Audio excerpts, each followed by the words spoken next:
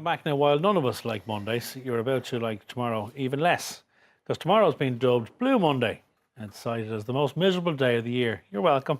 Here to tell us all about it is psychologist Alison Keating. Good morning to you, Right. Alison. Good morning. How Alison, are you? can I tell you, I've had the week from hell, Oh, okay? no. With sickness and all sorts of crap, literally, at home. So if you tell me it's going to get more depressing than this week tomorrow, I'm not going to be able to cope. No. I know. This I know. Blue Monday is a load of... It is a load of crap. Thank you. Right, good. It's okay. about as scientific as Groundhog Day. Excellent. And basically it was made up in 2005, and this ridiculous equation was brought out that, you know, a certain amount after Christmas, people letting go of their New Year's resolution, blah, blah, blah, and debt. But it was in collaboration with a travel company. Well, Right. strange, that, isn't it? Yeah, so this to maybe another go commercially away? driven day to actually make us feel bad so that we go and then go on Book a holiday of some sort. that we're already in debt and get more into debt. So, I mean, in terms of actually, like, genuinely actually saying this is a sad day, and if people didn't actually know that, you know, if you're told Monday's bad enough as it is, the Sunday night fear creeps in for a lot of us. But if you're then going to go in and someone says, by the way, tomorrow is the worst day of the year, you're not exactly going to be chipper. No. So it actually is quite, you know, derisive. And It kind of says a lot about the world that we live in. Yeah. That this became a marketing idea from a company to go, I know how we'll sell more whatever's. Yeah. We'll tell people that Monday's the most depressive day of the year. yeah, like it's behavioural economics And do they in think that we total think action. that, well, do you know what I'll do then?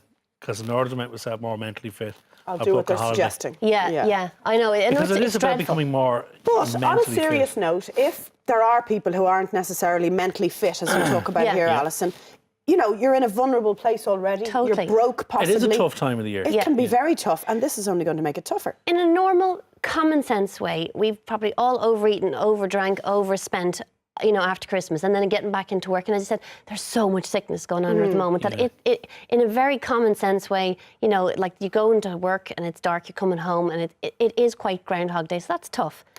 But we don't need to be told that. Yeah. But what I think is important is to take a step back and go, do you know what?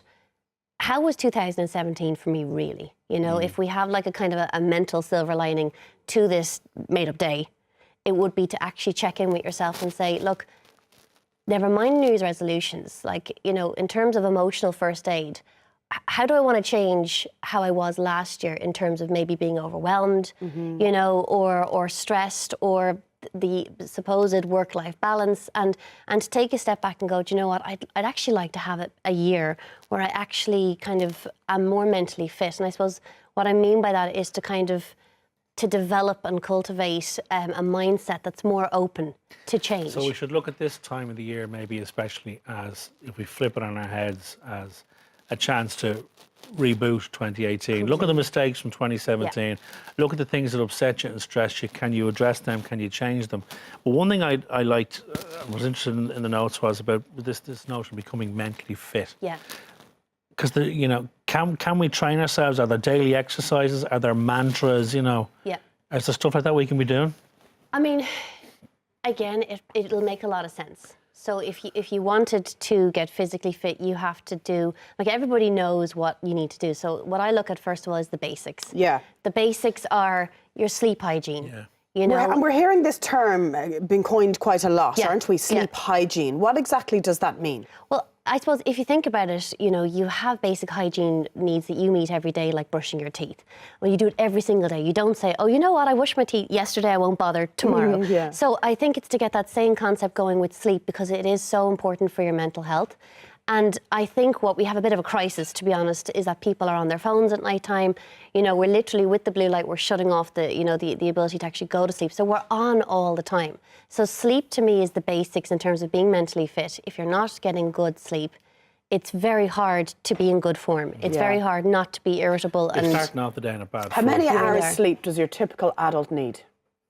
I think about 8, 7.5 to 8, Okay. you know, and I mean, that's a lot. That's a lot. That's You know, that's like, a and luxury. I certainly can't be saying I'm getting that. Do you know what I mean? No. Like, but you can aim to try and get that, you know. And in terms of it, it's about basically being the parent to yourself, that you go to bed at the same time. It's quite boring. It's a sleep routine that you shut down and you wind down before you go to bed. I mean, I watched the most gruesome film before bed last night, and I'm lying in bed like, scared, like, and I'm wondering, why am I not going to sleep? Yeah. So I it's wonder having why. a little bit of common sense and having like a wind down period like you do with your kids. So it's parenting yourself and saying, go to bed. Because I think it's and go very to sleep. difficult, particularly during the week when parents, mums and dads, are making lunches, having dinner themselves, getting children to bed. By the time you actually sit down, Yeah. now I know I sound like a real bore. No. saying No, I this, totally but agree.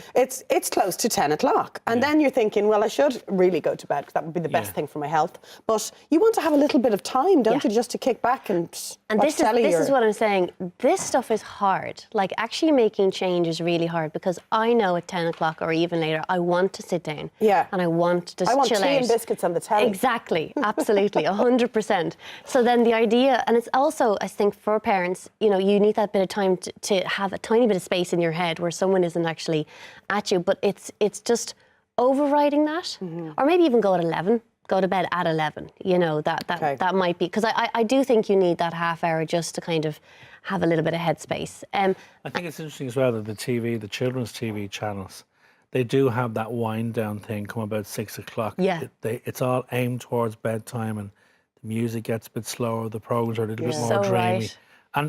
And we're watching horror. and you're watching that, right? You big idiot. No, like, I mean, seriously. Like, what was I thinking, Oh, Lord. And most of it was behind, like, my hand. But Alison, we have a long list that we never Yes. get through typically because we have a chat about it all. But all of the tips on your Facebook page? Yeah, I will put them all up. And it's just about, look in 2017, how do I want to change my reaction to my mental well-being and write them down. But I'll put all the notes up because there is a lot. And it's just about making a decision to actually have a mentally better year. Brilliant. Thank you, Alison. Thank you, Thank you. Alison.